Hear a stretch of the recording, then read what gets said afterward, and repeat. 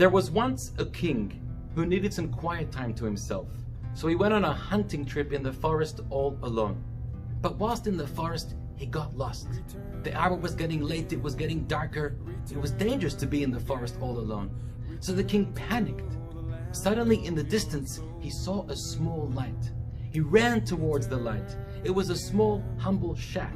He knocked on the door, and a poor elderly person answers the door, shocked to see the king standing at his doorstep. "Your Majesty," he said, "how can I help you?" The king explained he was lost. He needed help to get back to the palace. So the man said, "Your Majesty, sleep here the night. I have one bed which I'll give to you. I'll gather some scraps of food that I can find, and tomorrow I'll escort you back to the palace."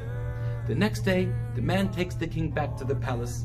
The king is so happy, relieved, grateful that this man has saved his life. He rewards him with riches and gifts, and he appoints him as a high-level minister in the palace. A few years later, this minister committed an act of betrayal against the king. The king was furious, and he sentenced him to execution. But he granted him one last wish. So the minister told the king, "Your Majesty, my last wish is that tomorrow when I'm taken to the gallows, I'd like you to wear those same hunting clothing that you wore when you first met me. And I'd like to be able to wear the same clothes that I wore when I first met you." The king agreed. The next morning he's being walked to the gallows, and the king is seeing what he's wearing and the minister is wearing, and suddenly he's reminded and starts to relive those moments when his life was in danger and that this man saved his life.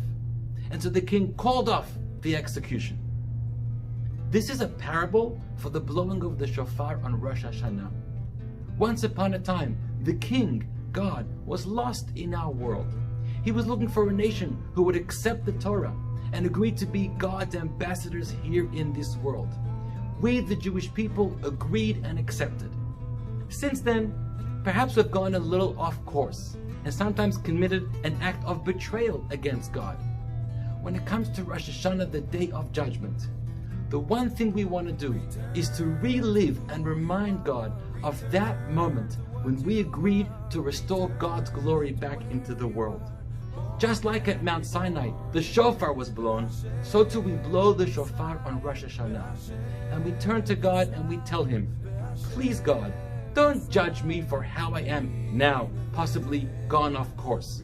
But I want you to remember those moments of purity, innocence, and altruism when we accepted to be your children and your ambassadors. And please judge me that way and grant me a year of great blessings with great compassion." Let's blow the shofar.